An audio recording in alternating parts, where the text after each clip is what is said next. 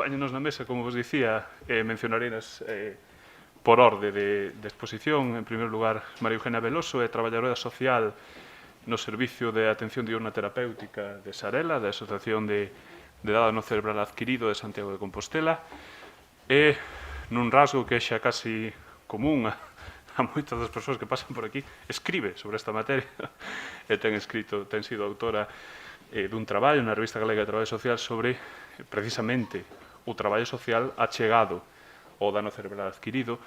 Despois, sin solución de continuidade, como dicía aquel, falarános Carmen Lea Durán. Durán Lea. Se non se importa, igual. Non me importa en absoluto. O que me pregunto é por que fallei nesto. Bueno. Por favor, non nos reflictades na enquisa de satisfacción. Bueno, Carmen é familiar dunha persoa con dano cerebral adquirido, en concreto do noso último relator de hoxe, de Ismael, que é unha persoa con dano cerebral adquirido, como dicía, e é socia da asociación Sarela, como dicía, a Asociación de Dano Cerebral Adquirido de Santiago de Compostela. Sin máis tempo que olles ocupar, doulle a palabra neste caso a María Eugenia Veloso. Gracias. Bueno, boas tardes a todos. Quisiera agradecer en primeiro... non sei, espera. ¿Ahí? ¿Sí? ¿Sí? ¿Puedo? Vale, me alivia un pouco. Bueno, boas tardes a todos. Quixera, en primeiro lugar, agradecer a Fegadace e, bueno, pois ter a oportunidade de poder compartir con vos, cada un dende o noso punto de vista. Voume a poñer un pouco así, porque senón non vexo a visión das familias e as persoas con dano cerebral, bueno, desta reforma. Dende o Servicio de Atención Diurna Terapéutica pretendemos mellorar a calidade de vida das persoas con dano cerebral e as súas familias. Para iso, prestamos unha atención integral e especializada a persoas que xa superaron a fase de rehabilitación, é dicir, están xa nunha fase de estabilización. E o facemos promovendo a súa autonomía persoal. Que ferramentas, Isma, non empecemos, que ferramentas empregamos para iso? Pois, primeiro, a valoración do equipo interdisciplinar. Tamén a Cavidace, que é unha escala de calidade de vida específica para medir a calidade de vida das persoas con dano cerebral. E todo isto o recollemos no que se chama Programa de Atención Individual, onde tamén reflexamos os obxectivos a traballar con esa persoa. Isto está consensuado e acordado coa persoa con dano cerebral e coa súa familia. Quero centrarme un pouquiño no que é a calidade de vida. Podemos decir que está composta por 8 dimensións. Vedes por aí benestar emocional, que sería, por exemplo, a satisfacción, relacións interpersoais, benestar material, desenvolvemento persoal, a competencia da persoa, o seu desempeño, o benestar físico, no que entra pois a saúde, as actividades da vida diaria, a autodeterminación, que está as seleccións da persoa, a súa autonomía, a inclusión social, a integración e participación na comunidade e os dereitos, tanto humanos como legais. Vou poñer un exemplo práctico para entender un pouquiño o que expliquei hasta agora. Por exemplo, imaginadevos mercar unha axuda técnica, que pode ser, non sei se bichedes por aí, cando entrou Ismael, pois unha scooter eléctrica, non? Cal é un pouquiño o proceso para chegar hasta aí? Primeiro, permitir, creo eu, dar a posibilidade á persoa de que sinta esa necesidade. E se non, cando menos, que a persona participe na medida do posible deste proceso. Segundo, informar a persoa con dano cerebral sobre os recursos, en xeral, pois neste caso, pois que tipo de axudas técnicas hai, que ventaxas, que desventaxas, o que sea.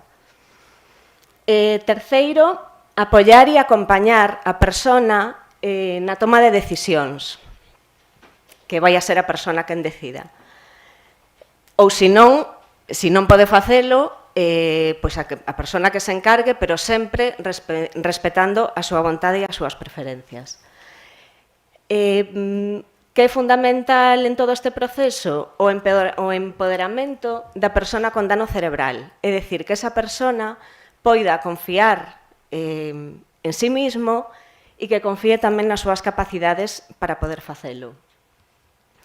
E tamén temos a intervención coa familia, que dependendo da familia que teñamos diante, pois o mellor a intervención pois pode estar dirixida simplemente a informar, ou o mellor a intervención pois está dirixida a que esa familia entenda por que precisa esa axuda técnica. Ou o mellor mediar que a persoa con dano cerebral para que a familia entenda por que é necesario eso. E, por último, pois estaría mercar esa axuda técnica.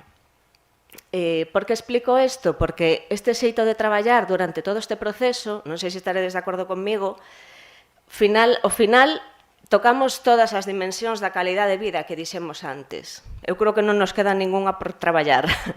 O benestar emocional que vai generar na persona, as relacións interpersoais, pois cos profesionais, ca familia, con axentes externos, co señor da ortopedia de non sei onde, se é o caso, a autodeterminación, porque é a persona a que vai a decidir, non é o profesional. A inclusión social, porque o mellor vou a poñer o exemplo aquí de Isma, pois realmente a Scooter lle posibilita a participación na comunidade. O benestar físico e material, porque evidentemente pois adquire unha axuda técnica e que ademais vai a mellorar o seu benestar físico, os desplazamientos, por exemplo, non neste caso. O desenvolvemento persoal, porque realmente é a persona a que está organizando e decidindo esa parte da súa vida, cos apoios que precise.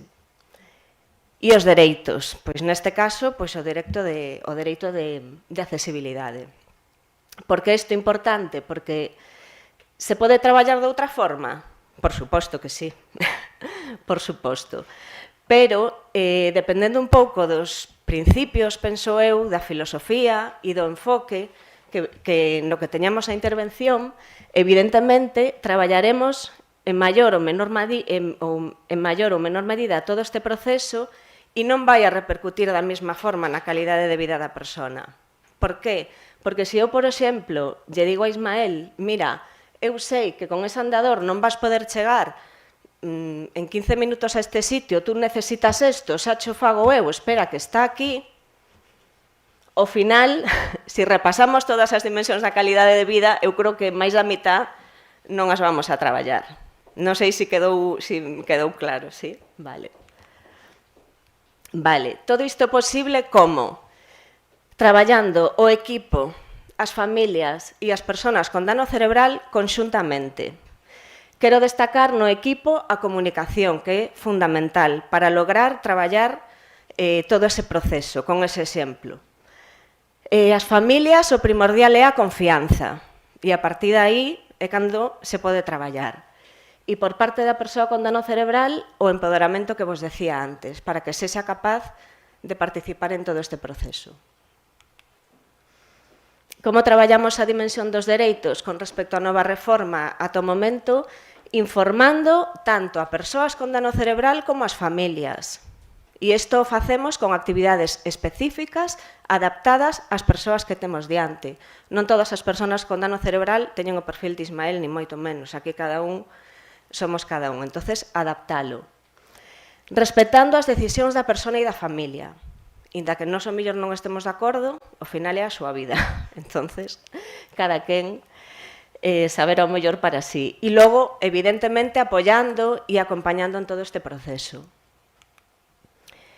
Que beneficios destacaría eu da nova norma? Primeiro, que por primeira vez as persoas con discapacidade son titulares de dereitos, que se vai respetar a súa vontade e as súas preferencias, e que a persoa só terá apoio naquelas cousas que precise. En base a que? Pois os principios de consenso, de xerar consenso coa persoa, de que sexa real a dignidade e a igualdade, e en base ao principio de autonomía, é dicir, decidir cos apoios precisos. Cal é un pouco a visión da nova reforma? O que eu vin hasta ahora no meu servicio, pois por parte das familias, hai moitas familias que o ven como unha oportunidade para o seu familiar. Pero tamén hai algunha familia que pensa que a norma é un despropósito, que é algo descabellado. pois tamén pasa. Por qué? Pois non sei se por descoñecemento, millor, ou millor pois porque a veces as familias pois igual ven as dificultades en lugar das capacidades, tamén pasa. E a maioría con medo, pois medo, como nos pasa a todos, o cambio, o que pasará, é lógico. E as persoas con dano cerebral, cando traballamos isto nas actividades ou na xornada diaria, a maioría deles o escollen con esperanza e ilusión. E tamén prácticamente todos o que expresan, o que din é que é unha loita continua, que é impresionante, o sea, loitan e loitan e loitan e loitan e aínda teñen capacidade de seguir facendo. E como un novo reto, bueno, pois esperando poder que finalmente esta lei, bueno, pois sexa real, non? Dificultades, eu sinalaría unha, que é mudar o xeito de ver as persoas con discapacidade. Poño aí, pois según as gafas que teñamos, podemos ver enfrente unha persoa ou podemos ver enfrente a discapacidade simplemente. Entonces, a partir de aí, evidentemente, vai a condicionar todo o demais, tanto a intervención, se é o caso dun profesional, como a relación. Se eu só vexo as dificultades e o negativo, pois, bueno, non me quero liar para non robarlles tempo. Comentar a intervención individual dentro do traballo social. É fundamental na nosa intervención como profesionais ter moi presentes sempre os principios que temos no noso código deontolóxico. Dignidade, igualdade e liberdade son os principios básicos. E logo hai outros que son moi importantes. Vedes aí, o que temos que ter claro, clarísimo, é que a persoa é o centro de intervención, sempre. A partir de aí, o principio de individualización nos vai levar a que nós teñamos que adaptar a intervención á persoa que teñamos de frente, non? O principio de igualdade de oportunidades e dereitos, temos que ter a convicción de que todas as persoas teñen capacidades para mellorar a súa calidade de vida. O principio de autodeterminación nos indica que é a persoa sempre a que ten que tomar as decisións, non o profesional, decirlle o que ten que facer, nin a familia nin a persona. E, por último, habería moitos, pero un que me parece importante é a ausencia de xuizos de valor. É dicir, temos que respetar a vontade e as preferencias da persoa. Aquí destacar simplemente a comunicación, que é fundamental. Ten que estar presente a asertividade, a escoita activa e a empatía, que o digo moi rápido, pero é moi complicado, moi complicado. Por qué? Porque isto o que vai a generar na persona coa que traballemos é confianza en nós, respeto, que se sinta valorada, e vai a favorecer unha expresión aberta de sentimentos. E isto que vai a favorecer é que se xeneren cambios, que ao final é o que buscamos. E por último, xa para rematar, comentar na intervención comunitaria do traballo social, quixera destacar 3 cousas moi importantes, tendo sempre a persoa como núcleo da intervención. Primeiro, a coordinación cos profesionais, neste caso abordando a nova reforma co sistema xudicial, evidentemente. Segundo, a solidariedade. Temos que implicarnos no logro dunha sociedade inclusiva no noso traballo. E, por último, quero facer referencia, que tamén comentou algo o fiscal, a un instrumento clave e específico dos traballadores sociais, que é o informe social. E que aquí vai a ter, eu creo que moito valor pola información que pode dar. Porque aí ofrecemos información do entorno familiar e social, dos apoios ou necesidades que precisa a persoa e da vontade e os desexos que pode ter esa persoa. E isto é o punto de vista desde o traballo social. Gracias.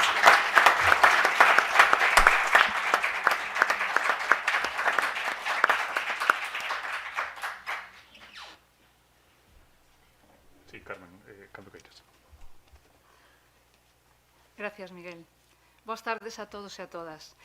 Teño escrito a miña intervención porque igual me poño moi nerviosa e se me van as cousas. Eu son Carme, vivo en Santeles, nunha parroquia do Concello da Estrada. Son autónoma do sector agrario e son prima irmá de Ismael, unha persona con dano cerebral adquirido. Fai 3 anos fallece o seu tutor.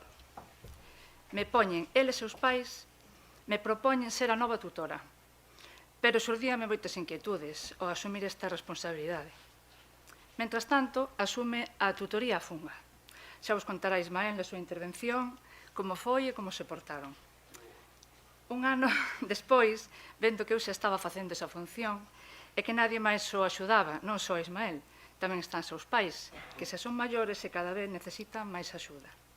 Sobre todo emocional, e saber que tes alguén que con unha simple chamada está aí para resolver calquera problema por pequeno que sea. Asumín ser a súa tutora. E así empezamos esta nova etapa nas nosas vidas. Ao mesmo tempo xa habíamos solicitado o centro de día a través do traballador social do Concello.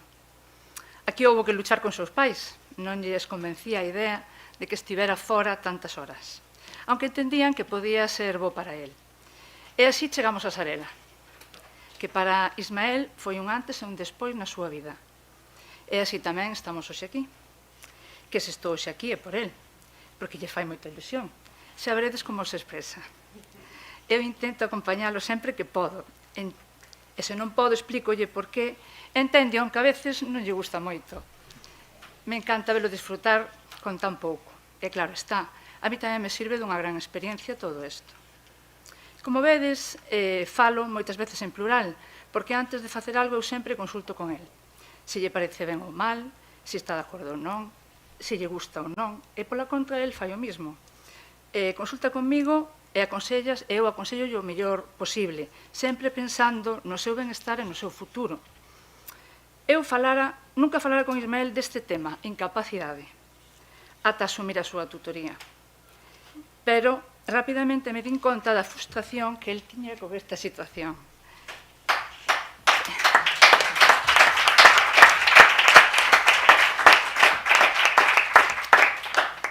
En ese momento, cambiar esa situación era casi misión imposible. Non vos vou a contar todo o que me pasou porque alargaríamos aquí demasiado. E hoxe estamos aquí, e chegamos aquí a esta xornada adicada ao impacto nas persoas e familias con dano cerebral adquirido da reforma legislativa que modifica a capacidade xurídica de obrar das persoas con discapacidade. A ver agora, por fin, se podemos cambiar esta situación, que poida facer algo tan simple como sacar 50 euros da súa conta bancaria como calquera outra persoa. E podría nomear 50 situacións parecidas. Pero xa Ismael, na súa intervención, vos explicará moito mellor. E, ora, faraleivos un poquinho do futuro. Eso sí que me preocupa e bastante. Os dous nos preocupa. Por moitos motivos. Eugenia sabio por ambas as dúas partes. E non podo menos de falar da labor que fan desde Sarela cos usuarios e ao apoio que dan as familias. Gracias. Un día falando, Ismael sacou o tema. Eu xa mo temía que en calquera momento mo sacaría e contoume a súa inquietude sobre o futuro. Cando me quede só, podría quedarme contigo os fins de semana para poder seguir en Sarela. Xa el tiña unha idea elaborada en esa cabeza tan maquinadora. Gustalle ter todo moi controlado. Eu díxenlle, mira, ti sabes que mentras eu este sempre intentarei que estés o mellor posible. Como nin eu mesma sei como nin en que situación estarei en ese momento, imos ir día a día, mes a mes, incluso ano a ano. Disfruta do momento que estás a vivir e xa tomaremos decisións según vayan pasando as cousas. En este percorrido teño que destacar a función que exercen os traballadores sociales. É verdade que os procedementos son moi lentos, pero dende o traballador social do Concello hasta chegar a Sarela, moitas gracias a todos. Para finalizar, un agradecemento tamén a FEGADE por a súa invitación. Gracias a todos.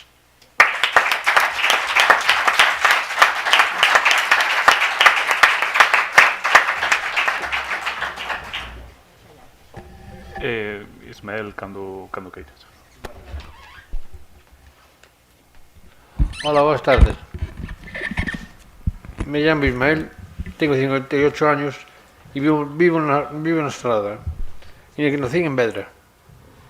Teño unha filla de 20 anos, fruto do matrimonio que tuven.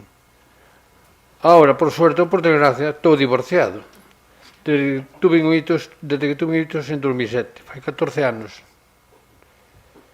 Son unha persona bastante cuadriculada. Xa que me exijo moito a mí mismo, pero son persona ante todo. E acudo del centro Sarela, acudo del centro de día Sarela. Bendito el día que llegué aquí.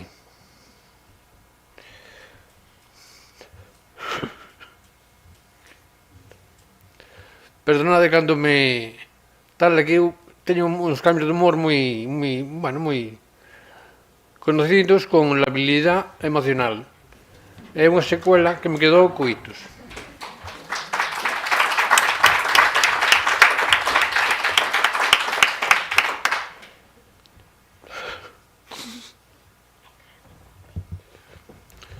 Tuve varias anécdotas co cantigo a lei de incapacitación. Solo lles faltaba obligarnos a colgar un letreiro que puxeran que incapacitados. O único que logran é que en moitas situacións nos encontremos máis incómodos, xa que non nos deixaban nin decidir. Esta é outra das muchas barreras que ya tenemos, como por exemplo escaleras, muros, etc. Sin embargo, sin ir máis lejos, os voy a contar un detalle sobre lo difícil que es estar en esta situación así. El día que me hizo falta pedir un duplicado de la tarjeta del móvil, que si DNI, que si tutor, etc. Hubo que mover cielo y tierra para conseguirlo. ¿Os parece normal esto? Y eso que no era nada importante, era solo un duplicado de la tarjeta del móvil. Si llega a ser un papel importante, ¿qué coño farían? Levarnos ao perdón, porque é o que lle faltaba. Decimos, no más barreras, y luego la realidad es otra cosa. Perdón, pero non entendo. Xa que o único que se consigue con elo é poñernos máis trabas a hora de ter que solucionar algún papel. Como os dije, estoy divorciado. El consejo que yo tuve de mi abogado fue que hiciésemos la separación de bienes de mutuo acuerdo. Y ni eso tenía permitido, ya que estaba incapacitado. No valió mi firma ni mi opinión. Sí le di a mi hermano, que era mi tutor en ese momento. Otra anécdota en la que quedé a la altura del betún fue: mi hija necesitaba, siendo menor de edad, la firma del padre y de la madre para poder ir de viaje con el colegio fuera de España. Como yo en ese momento no tenía tutor, pues mi hermano acababa de fallecer, no pude firmar y mi hija no pudo ir al viaje. A qué altura quedé ante la familia de mi mujer, ya que ésta les había dicho que yo no me presenté porque no quise. Eso a la cría le quedará siempre grabado. ¿Creen que eso es bueno? No pedimos nada del otro mundo, solo que nos dejen ser nosotros mismos. A mí esta ley no me solucionó nada. Solo me trajo problemas, dolores de cabeza y gastos. Y el tren trajo cola. Pues casi me llegué a creer que fuera por mi culpa. Por aquel entonces mi hija venía a comer conmigo 3 días por semana. El primer día que vino me costaba mirarle a los ojos. Y las primeras palabras que me salieron fueron: perdóname. Ya os imagináis lo que ocurrió después, claro. Y eso que yo siempre quise y quiero mantenerla al margen de lo ocurrido entre su madre y yo. Los hijos no tienen por qué verse envueltos en problemas que se supone que los mayores tenemos más sentido, entre comillas. Desgraciadamente, cuando mi hermano falleció, me quedé como un náufrago en medio de un océano, a la deriva, sin tutor. El juzgado, ellos tenían constancia de lo ocurrido, pero no hicieron nada hasta que yo insistí para buscar una solución, y la primera fue la funga, gracias a ellos. La primera opción y la más mala, ya que, por ejemplo, ni 5 euros me daban para poder comer. Yo no podía disponer de mi dinero. La funga va al banco y se pone como titular en la libreta. Y dan orden de que allí no se puede sacar nada. Un día que fui al banco con mi padre para sacar 10 euros para comprar una barra de pan, fue cuando me lo cuentan los trabajadores del banco. Ahí fue donde me enteré que ya tenía tutor, la funga. Tenía la suerte de que vivo con mis padres y todos los gastos los asumían ellos. No tenía ni un teléfono de contacto de la funga para poderles llamar en caso de una necesidad. Nunca me vieron ni yo los vi a ellos delante en persona. Después de no estar contento con esto, busqué a un abogado y tras 1.200 euros conseguí que me nombraran un nuevo tutor, mi propia Carmucha. Ella me ayuda en alguna necesidad que tenga. Por ejemplo, cuando estoy en el centro y necesito hacer alguna compra, yo le aviso por teléfono y ella se encarga de comprarlo y llevarlo a casa. También cuando tengo que comprar ropa o pedir alguna cita médica, otras veces simplemente me acompaña, porque me traslada ella en el coche y por si necesito alguna ayuda física. Cuando compré el último móvil, yo hice todas las gestiones, contraté con un amigo que me ayudó a comprarlo, escogí el modelo y el color que quería y mi tutora legal solo estuvo observando. Luego fue ella a recoger el móvil al punto donde lo enviaban. Esta es la idea que yo tengo de un tutor legal y es lo que parece que va a hacer esta nueva ley. El tutor como acompañante de la persona, porque somos personas. Aquí en Salela, aparte de otras muchas buenas cosas, nos inculcan mucho lo de ser lo más autónomos posibles y lo consiguen. Pero esto choca con lo de la antigua ley de incapacitación, ya que esta ley no te dejaban ser ni tú mismo. Yo sé que ellos la pusieron por nuestro bien, como siempre nos consideraron como personas muy vulnerables, que podemos ser objeto de estafas. Claro que sí. Pero me pregunto entonces, todas estas personas que son estafadas o fueron, ¿son incapacitados? Yo creo que todos nos podemos y tenemos el derecho de equivocarnos. Carmucha es la que se encargó de convencer a mis padres para que yo esté hoy en Sarela. Ella tuvo la idea de que acudiera a un centro de día porque decía que en casa no hacía nada bueno para mi salud. Y llegué a Sarela gracias al trabajador social del Ayuntamiento de la Estrada, que fue quien me informó de un centro especializado para mí. Mis padres no estaban de acuerdo en que saliera de casa. Decían que estuviera en casa, que me cuidaban ellos. Yo pensaba que ya bastantes problemas tenían ellos como para ahora asumir también los míos. Pensaba que sería bueno para mí reunirme con otra gente. Una, por mi rehabilitación, ya que pensaba que podía mejorar, por ejemplo, el equilibrio. Otra, por mi vida social, que no le damos importancia y tiene mucha. La gente le da mucha importancia a lo material, pero yo comprobé que la vida social es más importante que todo eso.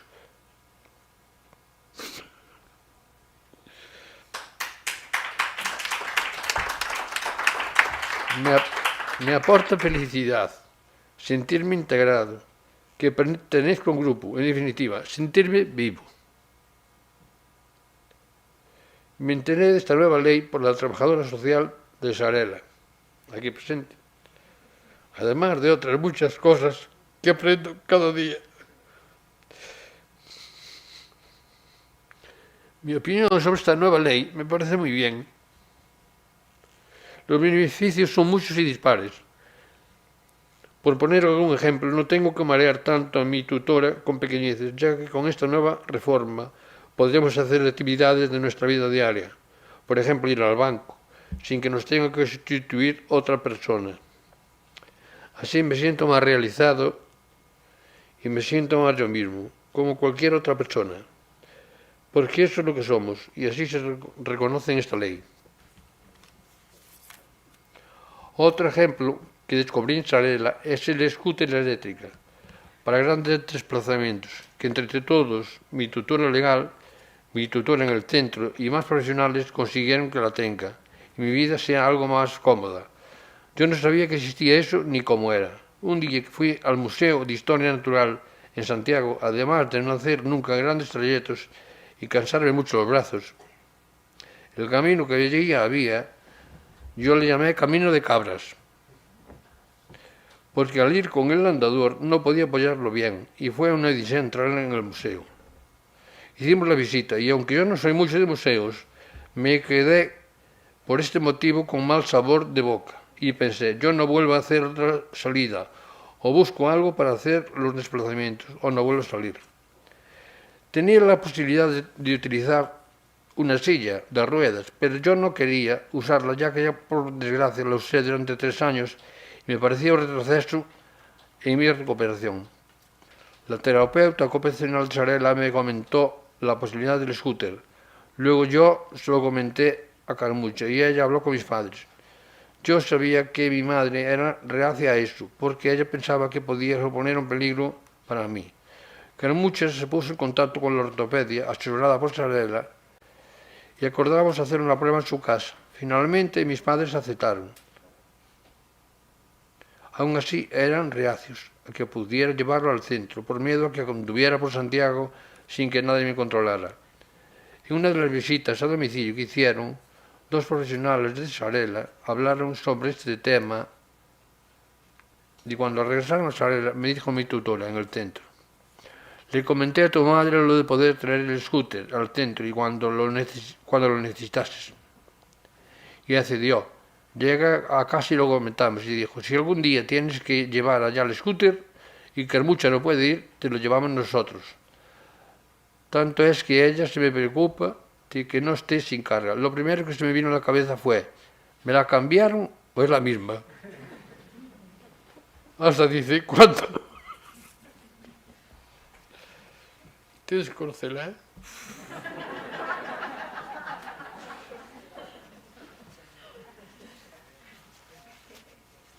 Qué criminal.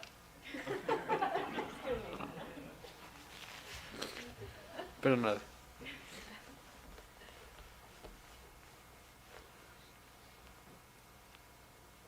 Cuando el tiempo es bueno, me dice, vete con cuidado y sal un poco.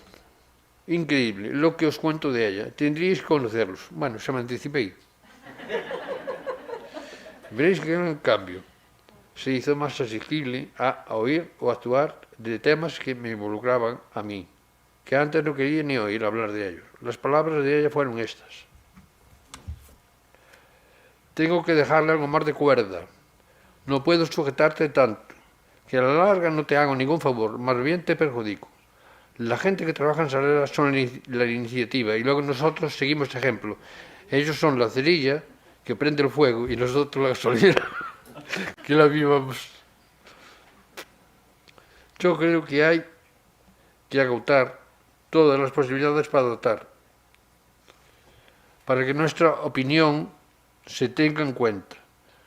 No a la incapacitación. Hay que ver cómo en Sarela, con los pocos recursos que la Administración les concede, ellos hacen malabarismos con las actividades, para que todos nos sintamos integrados, ya que el daño cerebral en cada persona es distinto. Cada uno tenemos unas secuelas diferentes. Ejemplos, vista, oído, memoria, y muchas veces, por suerte,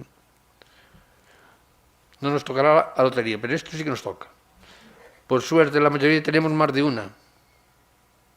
Y las profesionales de Sarela tratan de adaptarlas, y lo consiguen, con el propósito de que ninguno se sienta fuera de lugar.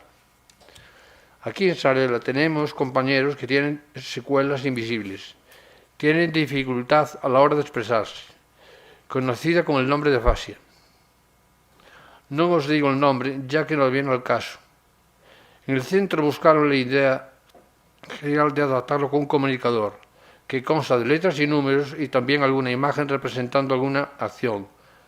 Llevará más tiempo alguna cosa, pero sí se puede adaptar todo. Así que hagámoslo.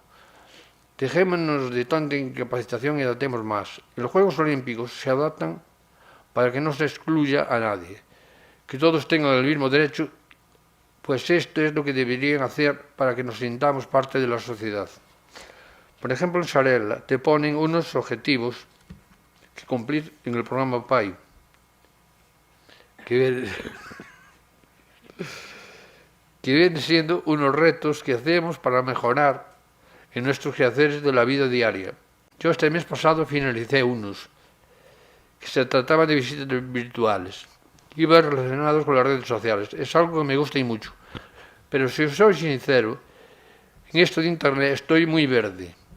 Con esto de la pandemia es lo único que podíamos realizar. Actividades en el exterior de Sarela, ya que la recomendación era no salir. Yo tenía un gran problema con esta herramienta, pues ni un correo sabía enviar, y mucho menos pedir consultas médicas o recetas. En Sarela, gracias a la actividad de TICS, he aprendido y estoy aprendiendo a manejarme en este nuevo mundo. Puedo deciros y creerme que se abrió para mí un mundo nuevo, en el cual muchas cosas desconocía. En Sarela siempre tuvimos voluntarios de manera presencial, pero con esto de la pandemia no se permitía. Entonces, para llevar a cabo alguna actividad de voluntariado usamos el ordenador para realizar llamadas online y aprendimos a hacer uso de estas herramientas. También aprendí a manejar el Google Maps. Me tengo metido en el programa y dar un paseo por la estrada. Hablo de ese pueblo, ya que es donde vivo y lo conozco algo. Pongo una dirección y luego con el dedo sigo la línea azul, como si de un paseo por el pueblo se tratase. Otra cosa súper importante que realiza en Sarela, aparte de darnos apoyo a nosotros, también es dar apoyo a las familias. Por ejemplo, en mi casa, como os dije, mis padres son súper protectores, hasta tal punto que mi madre a la hora de realizar cualquier cosa prefiere que se lo diga a ella y lo realiza. Por ejemplo, estoy en la sala viendo la tele y prefiere venir ella desde la cocina para darme el mando a que yo me levanta por él. Yo le tengo dicho varias veces, no tengo 2 años, tengo 58. Salir de algún apuro también nos viene bien. Yo creo que ella no quería oír hablar del tema, ya que es como admitir que tu hijo es incapacitado. Es algo que te inculca tanto la sociedad que ya lo tienes admitido. No es nada bueno, todo lo contrario. Señores míos, mi futuro no lo veo muy claro. En el mes de septiembre vino a daros una conferencia a Sarela, una notaria, para hablaros sobre este tema. Una cosa que me chocó fue que nos dijo, les dan 3 años a la justicia para tener estas documentaciones todas revisadas y pasen a ser no incapacitados, que no se necesitarán tutores, sí apoyos y curatelas. Yo siempre oí que el juzgado estaba hasta el cuello de papeleo. ¿Qué será ahora con todos estos informes? Y luego, claro, está cuando te dirijas a algún despacho y te topes con el listillo de turno y te embarré, no sabiendo nada de la nueva ley y te haga dar vueltas con que necesitas esto, ahora también lo otro. Y me digo, ¿qué vamos? ¿A un notario mientras? ¿O a un abogado? Y me pregunto, ¿quién paga todo esto? Repito, sobre mi futuro no lo tengo muchas dudas. Veo una luz al final del túnel, pero ¿y si resulta ser un tren que viene en dirección a mí?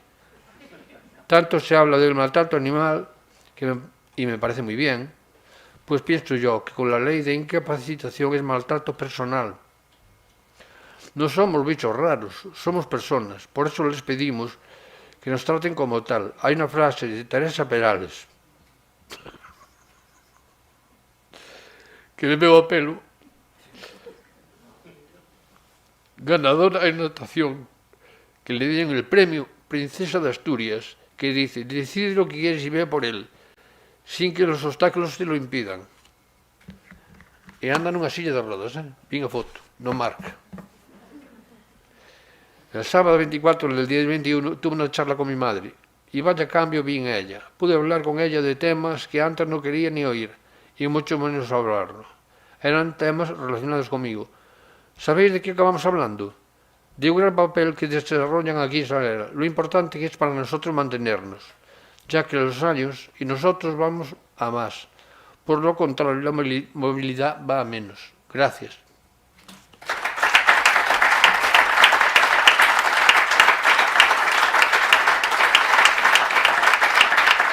Gracias. Gracias. Perdón, unha cousa para aclarar, porque me preguntaron moitas persoas, está escrito por el todo, non... Son cousas del. E moitas cousas que me quedan no tinteiro, sin contar, Con esta lei non, que antigua lei. parte desas cousas seguro que Non tería para unha hora, teríamos para meses, posiblemente. Se me poño a falar, bueno. aproveitade e exprimido, tedes aquí a posibilidade de que nos conte alguna Sí, desas podedes cousas. preguntar o que irades, non hai ningún problema. Que vou contestar. Dime.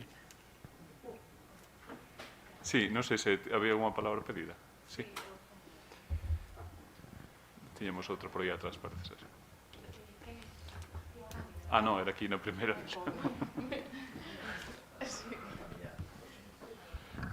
Sí. Bueno. ¿Está? Sí. Bueno, lo primero, muchas gracias a los tres intervinientes, especialmente a Ismael, por su testimonio. Yo creo que realmente bastaría simplemente con que se os escuchara y todos los demás sobramos en este tema, porque nosotros nos empeñamos en explicar en qué consiste el nuevo paradigma de la discapacidad y yo creo que no se explica mejor que escuchando a las personas que habéis sufrido la ley antigua. Así que, bueno, muchas gracias y enhorabuena.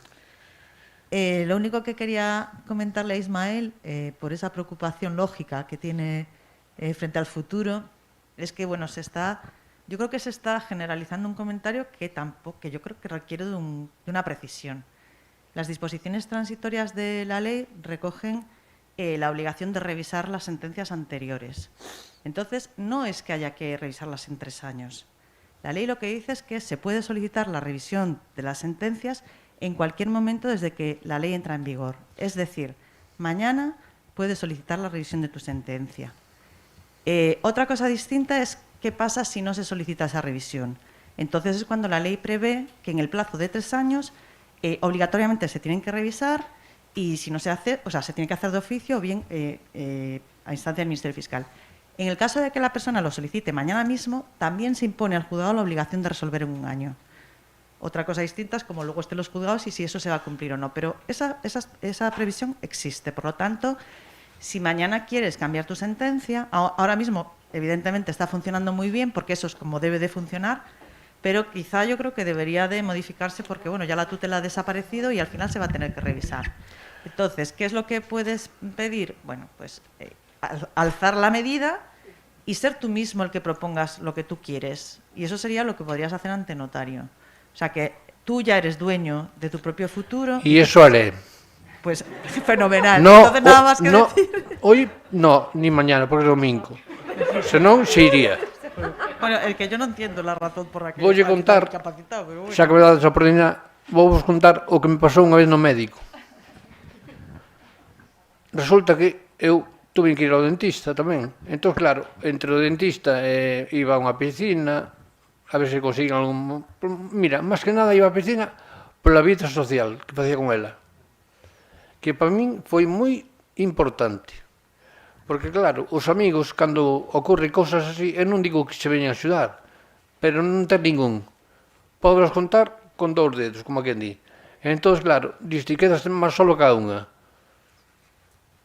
Bueno. Con todo isto, porque o resto se me dá a min tanta pena que hasta se me dá gana de chorar. Bueno, a ver, se me acorda. O sea, non era o tema de... entón, dixenlle a miña doutora, mire... Sí, o do médico. Dixenlle, mire, quería facer unha rehabilitación aquí no centro, no laboratorio. Claro, eu era no laboratorio porque dicía para min, carallo, é gratis, polo menos non gasto os cartos. Porque se non entre médico, bueno, un fisio particular e dentista, a mí non me daba, eu non podía. E dixo Mela, non te preocupes. Entón, claro, eu non sei se conocedes algunha estrada. Pero se non explico, máis ou menos. O sea, no médico é na primeira planta e a rehabilitación fan baixo que é onde era antes as urgencias, máis ou menos. Entón, te levou abaixo, claro, moi amable, efectivamente. Cheguei abaixo, que a miña tarjeta de médico, de sanitaria, e dime, pase a sala de espera. Bueno, normal, esperei. Cando me tocou o meu turno, veu e deixarme, pode pasar á consulta. Pasei.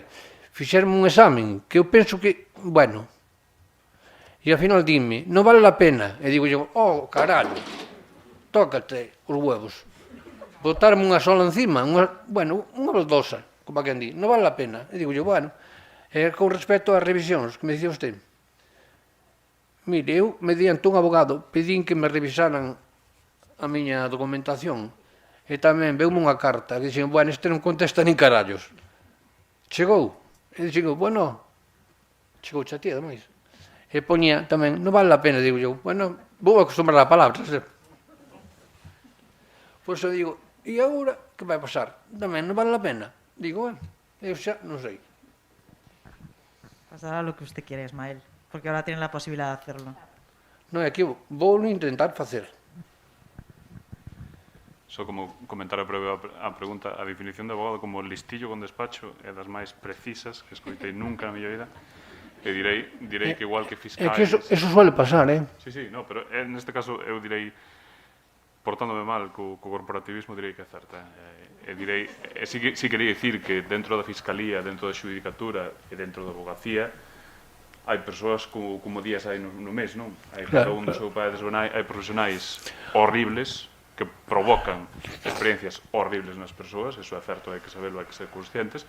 Ollo, tamén hai persoas na Fiscalía, na xudicatura, na abogacía que son extraordinarias e, sen dúbida, tería unha actitude total e diametralmente diferente a que relatas. Como hai que dicir unha cousa, hai que dicir a outra tamén. Bueno, pois vamos contar un detalle que me pasou esta semana. No Hospital de Santiago, eu tomei a suerte de poder asistir a unha mesa informativa do ictus.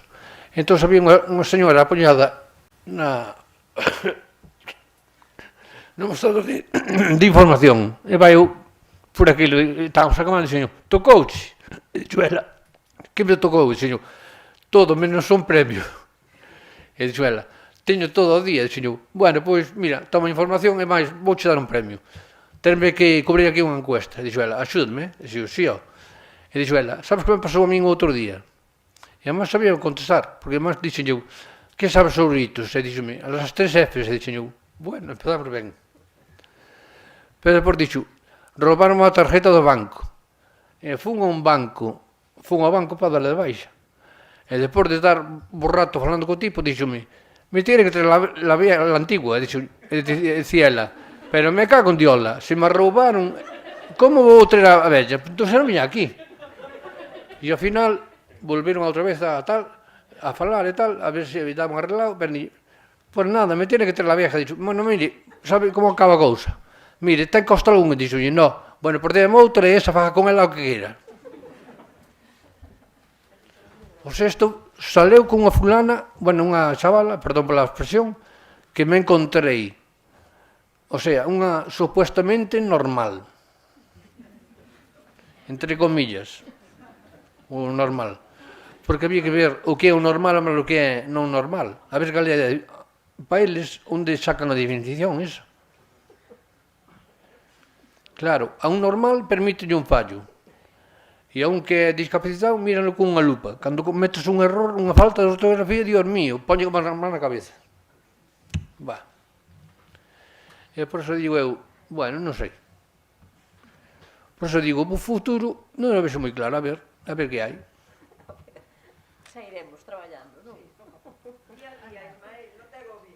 Agora cambiou esta lei e dentro de pouco van cambiar outra. Eso non saberás. Eso vou abordar. Tiñamos unha palabra... Si é para ben que cambie. Si, o carallo que sepa ben. O carallo que non sepa nada. Has de saber, como dicía que... Para gastar tinta e papel, non máis. Tiñamos unha palabra na terceira fila o compañero do Ministerio Fiscal. Bueno, a mí es que como me toca, por ser de la Estrada, podría ser de otro lado que no me toca. Eu perdonado se algún se sinta ofendido por alguna cousa que digo. No, yo todo lo contrario. No, este es un caso claro de revisión. O sea, nosotros sabemos que nos vamos a pasar revisando procedimientos que no van a tener realmente ninguna utilidad práctica. ¿Por qué? Porque la conclusión va a ser prácticamente la misma. Sin embargo, tu caso, Ismael, es muy claro, es muy breve y es de un procedimiento relativamente rápido. Es decir, es un escrito con el informe. Claro, imagínate que no estuvieras en Sarela. A mí pedir ese informe me puede llevar meses. Porque yo pido un informe social a la Estrada y la Estrada no sabe nada de ti. Por lo tanto, la Estrada va un día a verte. Y, porque si en justicia estamos mal, en los servicios sociales no te di cuenta cómo están. Entonces, esa se pone de baja, con lo cual, hasta que no vuelve de la baja, no vuelve a verte. Por eso, creo que también entendéis cómo se producen las cosas, porque dicen, ¿cómo nos pasamos 3 años, 2 años? Pues porque cada comunicación son 4 días y cada vez que tramitamos una cosa. Que eso no lo justifica, pero por lo menos lo explica. Ahora, el caso, por lo que estás hablando, yo no sé cuál sería... Eu pregúntome, a comunicación, como di usted, son cada 4 días? Pois, desde o médico a que me enterei, ou desde Chalera, pasaron 10 anos. Mire, gracias a miña prima, que yo dixen, cando mi novo estaba enfermo, eu estaba na casa da nai e dixen eu, como abrí un centro de Agadea na Estrada, de Alzheimer, dixen eu, búscame unha plaza para ali. E veu o traballador social a onda mía e dixenme, para estar ali lendo revistas, para isto tamén estar na casa. Vou te mandar nun centro especializado. E dixo, a Xarela. Tarda con pedir a cita. E dixo, piti. E como non conocía nada de Xarela, nin sabía o que era, dixo, piti. No, pero Casualmente foi que despois, ao día seguinte, chamei e dixen eu, oye, como decías que se chamaba o sitio? Dixo, Xarela. Dixo eu, vale. Apuntei no papel para que se me quedara grabado, porque senón, se non sabía ni ponde iba. No, lo que sí que quería plantear era que en estos casos es donde va a tener referencia el tercer sector. Es decir, no nos vamos a apoyar más que en vosotros. Yo lo digo siempre, esto muchas veces es como... yo sé de discapacidad lo que sé de los cursos, de la práctica profesional. Yo no soy trabajador social. Pero realmente, vais a pedir esos informes ao tercer sector? Yo desde luego, si porque... el informe... Claro, la cuestión es que yo tengo que saber qué situación está. Sí, Vuestra situación, sí. yo directamente, o bien al juzgado, o bien a través de Fiscalía, comunicaba, esta es la situación, esto es para lo que consideramos que necesita apoyo. Ismael, no necesita apoyo para nada, o necesita apoyo para manejar criptomonedas. Pues vale, pues para manejar criptomonedas le ponemos lo que sea. ¿Vale? Ahora que está con el internet, no vaya a ser que alguien... Bueno, a todo llegaremos. Pero bueno, eu decía isto porque moitas veces eso sería o ideal e ademais era un pouco o que comentabas, que neste caso nos estamos como outros centros, o sea, 8 horas diarias, quero decir, quen vai a conocer mellor a persona. Pero preguntábacho porque non sei se os teus compañeiros farán o mismo. Polo xeral sempre se solicita a servicios sociais públicos. E era o que decías ti, hai un retraso e a veces pois non é necesario. Bueno, outras veces sí será, Vamos pero... a ver, yo te digo, en lo que estamos trabajando es eso. En aquellos casos en los que en los que exista cualquier recurso que esté trabajando, el primer informe será de ese recurso. ¿Ese recurso cuál puede ser? Puede ser a lo mejor el del servicio de asistencia domiciliaria, el SAF, me diga, es que no me hace falta nada, o sí, o no limpiamos la casa porque lo que hacemos es irnos a pasear. Pues entonces necesitará para una cosa o para otro. Por lo menos la idea que estamos manejando es esa. Lo que pasa es que tenemos que saberlo, ¿no? Si no, vamos a meter el piloto automático. Ya. Lo mismo que metíamos el piloto automático del médico forense, y muchas veces no me hace falta un médico forense porque tengo un médico, un fisioterapia, un no sé qué, en un centro determinado. Entonces, no necesito forense para nada. Por eso digo, en este caso, que claro, si va a los 3 años, irá cuando le toque por la G. Sí. O por el número, o por... y vamos a estar haciendo procedimientos que posiblemente no vayan a aportarle nada. ¿Por qué? Pues, imaginaros que es un coma absoluto. Un coma, me da igual que tenga la patria potestad rehabilitada, que tenga prácticamente, me va a dar igual porque el resultado va a ser el mismo. Sin embargo, en este caso con Ismael, no. Por eso planteaba lo de que es un procedimiento relativamente fácil dentro de todo lo fácil que son las cosas de la justicia. Yo creo que además él tiene que ser el que tome la iniciativa, porque al final es él y vosotros, él tiene la suerte de que tiene vuestro apoyo. Sois un apoyo para él. La suerte no. La gran suerte... Porque él va a saber lo que necesita, vosotros le vais a poder apoyar con vuestros informes, con la persona que ahora mismo es su tutora, y él puede diseñar su propio apoyo. Entonces,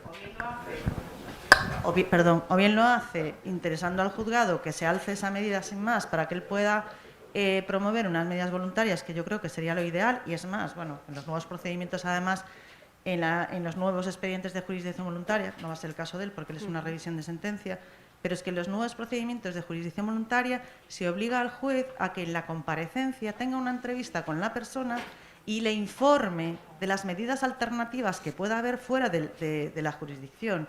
Es decir, en todo momento se va a tratar de desjudicializar, porque lo que se busca es que la persona sea dueña de su propia vida y ella misma diseñe sus apoyos o decida con qué apoyos quiere contar. Entonces, en este caso, ni siquiera tiene que esperar a que sea el fiscal el que promueva su revisión o a que se haga de oficio. Lo puede hacer él, si realmente quiere hacerlo, y puede presentar un informe de vuestro equipo interdisciplinar o los informes que le parezcan oportunos, aparte de otra prueba que pueda solicitar. Y además yo creo que es la manera de avanzar en esto. Lo que hablábamos por la mañana, yo decía que el 70% de la convención se hizo por el movimiento social tan impresionante que hubo y absolutamente inédito. Y una de las cosas que a mí me ha resultado más llamativas, cuando la convención se aprobó, pues hubo varios discursos de personas que participaron en ese proceso, entre ellos el presidente del Caucus, que fue el comité que se organizó de las diferentes asociaciones de las personas con discapacidad, y aparte de reconocer que ese era un momento histórico, lo que se decía es que ese era, bueno, el paso o el punto de salida. A partir de ahora, las entidades las personas debían de seguir en esa lucha para que todo esto que se promulgaba desde la Convención realmente fuera efectivo. Pues esta es una manera de hacerlo efectivo, que cada uno realmente busque y diseñe sus propios apoyos, porque si no van a venir diseñados de fuera. Y puede ocurrir pues lo que ocurrió en este caso, desgraciadamente. O sea, él es dueño de su vida, él tiene perfecta capacidad, creo que sabe perfectamente lo que quiere para decirlo y para que eso sea una realidad.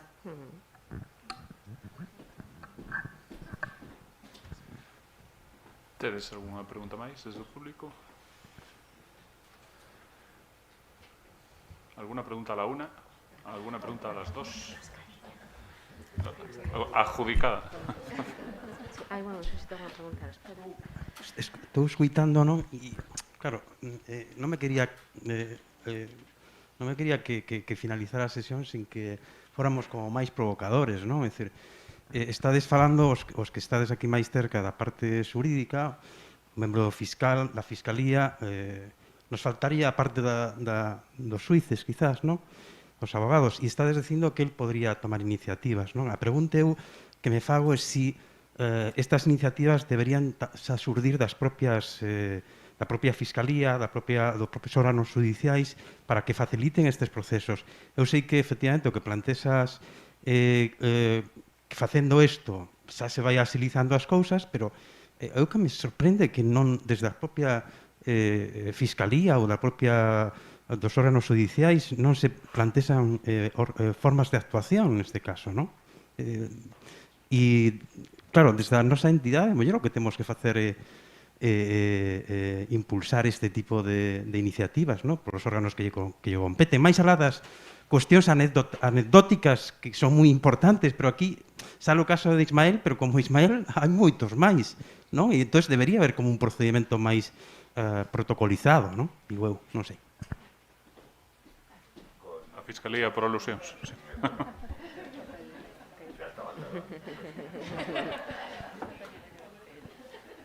No, vamos a ver, desde Fiscalía, nosotros no tenemos una ficha de sentencias, ¿vale? Por lo tanto, yo lo que tengo son números que se corresponden al expediente correspondiente. Yo hasta que no abro la carpeta, no sé, bueno, si encuentro la sentencia, que puede que no esté en esa carpeta. No sé si esa sentencia es parcial, es total, cuál es la última rendición de cuentas, eso no está informatizado. Por lo tanto, la forma que tenemos de trabajar es ir tirando de las rendiciones de cuentas que tenemos. En Pontevedra hemos empezado a buscar para que rindan cuentas también aquellos que estaban sometidos a rehabilitación y patria potestad. A partir de ahí, nosotros promoveremos la revisión. ¿Qué va a ocurrir? Pues que va a ocurrir situaciones en las que esa revisión, por ejemplo, imagínate, supuesto también de daño cerebral, pero que sea especialmente grave, que es, estoy pensando en un caso concreto, es una persona que está en coma, y no se espera recuperación, por lo tanto, en ese caso pasará una curatela representativa, lo que ahora tiene una tutela. No va a haber ninguna, entre comillas, discusión. ¿Ese procedimiento es urgente? No. ¿Puedo darle preferencia a otro? No, porque hasta que no vea el procedimiento no voy a saber cuál es el urgente o cuál es lo que no urgente. Y lo que no voy a hacer es abrir la carpetilla y cuando sé lo que tengo que hacer, cerrar otra vez la carpetilla y ponerla debajo. No sé si me explico.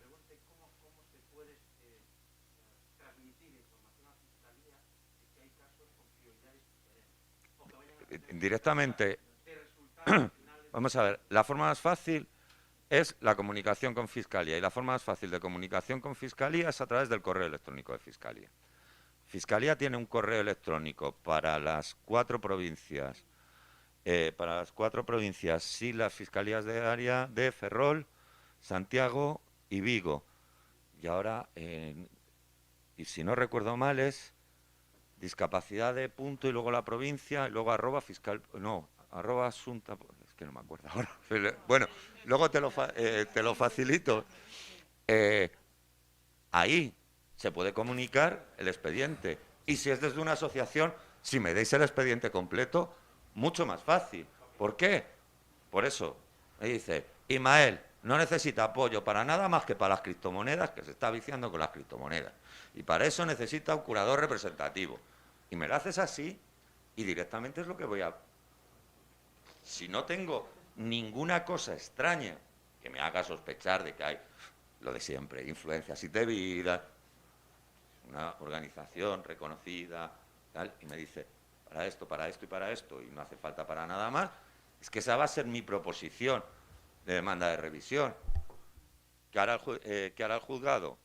Pues el juzgado, si me ofrecéis garantías de que eso viene respaldado por Ismael de alguna forma, pues supongo que darle una audiencia breve, o incluso a la audiencia, y directamente nombrarla, adoptar la nueva resolución. ¿Vale? Entonces ese procedimiento será breve. Si yo no tengo eso, y lo único que tengo es una sentencia del año 85, en el que se rehabilita la patria potestad de no sé quién, pues tendré que oficiar a la policía para saber dónde está esa persona y sus padres. Una vez sepa dónde está, oficiar a los servicios sociales para que me digan todas esas situaciones, que es lo que... y eso yo no tengo forma de hacerlo. Es una cosa en la que ahora sí que se está, en principio, trabajando, que la aplicación informática, eso es lo que se está trabajando, que cuando se llegue ya veremos, permita establecer los diferentes medios de apoyo, periodos de control distintos para diferentes medios de apoyo, y claro, que los medios de apoyo más intensos tengan más controles que los que sean más leves. Pero eso nosotros ahora mismo no lo tenemos. Y no te enseño el archivo de la Fiscalía porque te puede dar algo. Y eso está medio organizado. No sé si...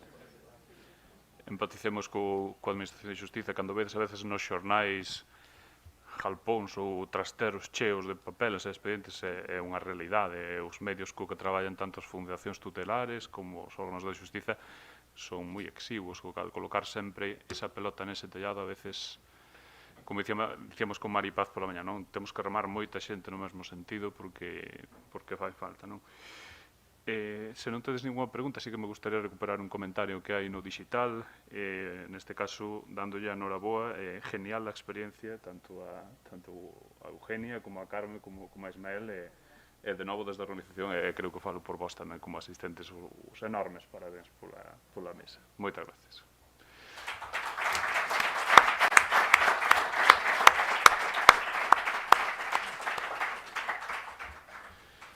Se vos parece, vamos a facer algo parecido á clausura do evento. Fun informado de que a clausura non sería un acto formal, senón algo máis informal.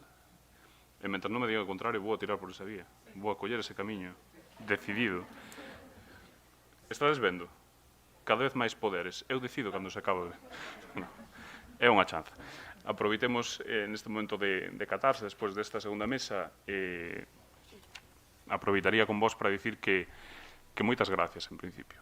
No final tamén. Gracias á xente que está no digital, gracias a vos por dedicar o tempo a este evento, gracias por pensar con nós, por debater con nós, por facerlles preguntas ás persoas que viñeron aquí, por escoitar as respostas, por estar dispostas e dispostos, sobre todo, a remar nesa dirección todas e todos.